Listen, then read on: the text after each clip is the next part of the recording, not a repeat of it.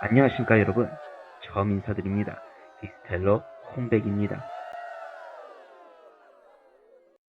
오늘은 흰소의 해 신축년을 맞이해서 소에 대한 역사 10가지를 준비해봤습니다.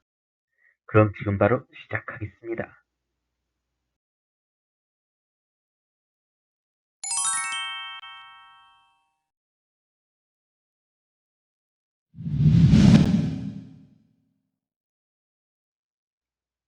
동물고고학과 유전학적 연구 결과에 따르면 약 1만여 년 전 세계에 널리 분포했던 야생소 중 그 일부가 서남아시아 및 인도에서 각각 각축화된 것으로 판단됩니다. 두 지역소는 각각 혹없는 소와 인도 혹소인데 이 중 우리가 흔히 보는 혹없는 소는 모두 서남아시아 사육소의 후손으로 여깁니다.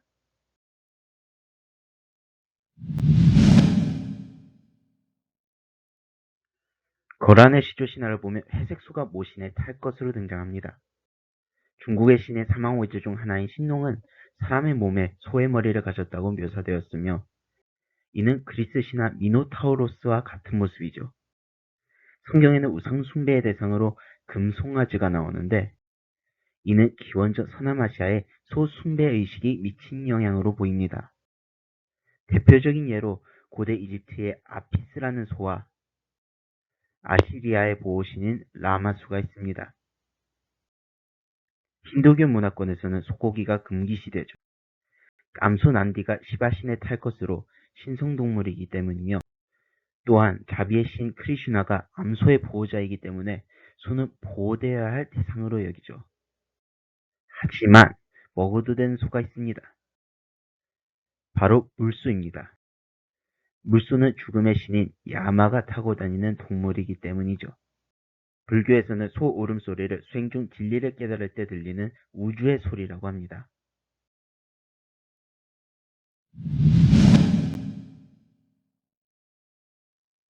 축신은 12지신 중에서 두 번째 동물로 표현됩니다. 축신의 시간으로는 새벽 1시에서 3시, 달로는 음력 12월이며 방위로는 북북동쪽에 해당하죠. 본 이름은 비카랄라이며 천수천안보살의 화신입니다. 우리나라에서 제일 오래된 12지신 조각은 바로 김유신묘 호석의 12지 조각이죠.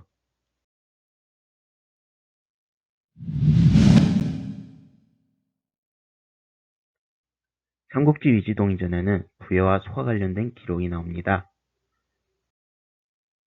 나라에는 군왕이 있고 모두 6가축 이름으로 관명을 정하며 마가, 우가, 저가, 구가, 태사, 태서자, 사자가 있다.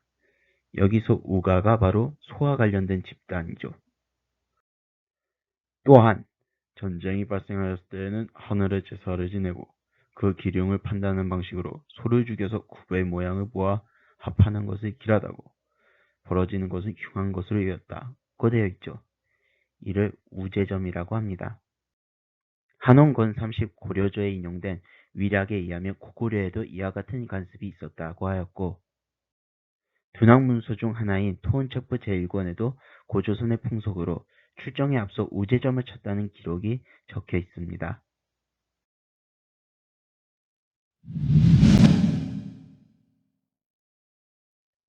당시 소는 세종 때 무렵 3만 마리 전후에 지나지 않았습니다. 그러나 20세기 초에 이르면 110만 마리 정도로 증가합니다. 이는 전래 조선 소들이 육후국에서 도입된 물소들과 교배되면서 이전보다 덩치와 힘이 대략 2배쯤 커졌으며 논밭을 가는 속도도 2, 4배쯤 빨라진 능력을 갖도록 개량되었기 때문이죠.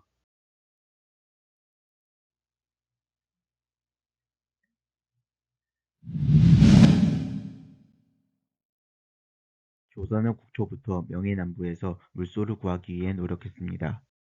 세종은 겨울철에는 한양에 우리를 지어 보살피고 따뜻한 봄이 되면 살고지에 내보내 물소를 길렀죠. 하지만 큰 성과를 거두지 못했고 세조 7년에 이르러서야 오키나와에서 암수 2마리의 물소를 도입할 수 있었죠. 10월에 도착한 물소는 우선 경상도 웅천에서 겨울을 보내고 서울로 가져와 청도궁 후원에서 사복시 관원들이 돌아가며 길렀죠.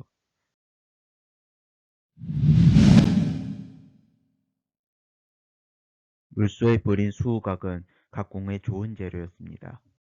명은 수우각을 전략물자로 간주하여 유출을 엄금하였으나 조선에서는 명나라에 사행을 보내 수우각 무역을 허가해달라고 여러 차례 추청하였고 동시에 그 사행단으로 하여금 수우각을 명에서 밀수해오게 하였죠.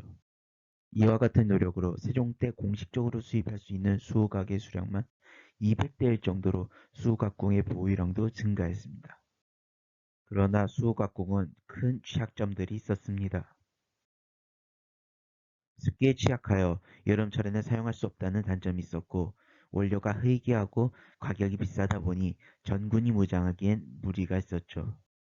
이에 수우각궁 대신 여름철에 사용할 수 있는 녹각궁과 죽궁이 그리고 수우각궁 보급형 버전으로 우리 쇳불로 만든 향각궁이 그 대체할로서 등장하기도 하였습니다. 하지만 임진왜란 이후 조총이 유입되면서 궁술이 전반적으로 쇠퇴하였죠. 이에 따라 각궁은 전투무기로서의 용도를 상실하고 양반층의 심신단련 수단으로 여겨지게 되었습니다.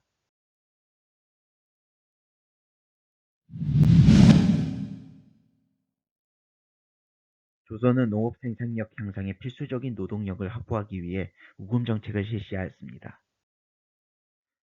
1398년 9월에 처음으로 우금령을 내린 이후 역대 국왕들은 지속적으로 우금령을 반포하였죠. 아울러 우금령 위반자에 대한 처벌 규정도 마련하였습니다. 처벌 내용을 보면 자기의 소를 도살한 자, 남의 소를 사서 도살한 자, 남의 소를 훔쳐 도살한 자 순으로 점점 형량이 무거워졌습니다. 남의 소를 훔쳐 도살한 자는 교형에 처해지기도 하였죠. 이러한 금지와 단속, 처벌에도 불구하고 도살은 널리 자행되었습니다. 이는 소극적인 단속, 경미한 처벌, 일관성 없는 정책, 그리고 많은 백성들의 소고기 선호 때문이었습니다.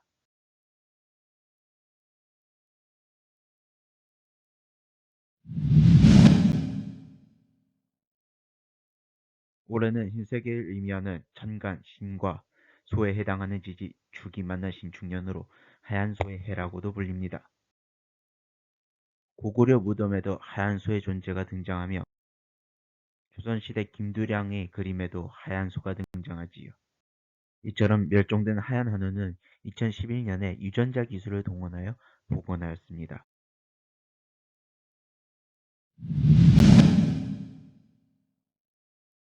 삼국사기 파사 이사금조에 보면 고타군주가 푸른 소를 바쳤다는 내용이 나옵니다. 여기서 청우는 빛깔이 검은 소, 즉 흑우로 추정되며 중국 문헌에서는 늙은 소나무의 정이 청우가 된다고 하여 선인, 도인, 성인의 상징으로 여겨집니다. 예전부터 흑우는 조선에 존재해왔으나 지금은 제주도에 제주 흑우가 남아있습니다. 그리고 전통 올육소인 칡소도 존재합니다. 이외에 조선 우마이방이라는 책을 보면 전통 조선소 9마리에 대한 설명이 들어있습니다. 이상 신축년 특집 소의 역사 10가지였습니다. 제 부족한 영상을 봐주셔서 감사합니다. 다음에 또 다른 주제로 찾아오겠습니다. 그럼 안녕히 계세요.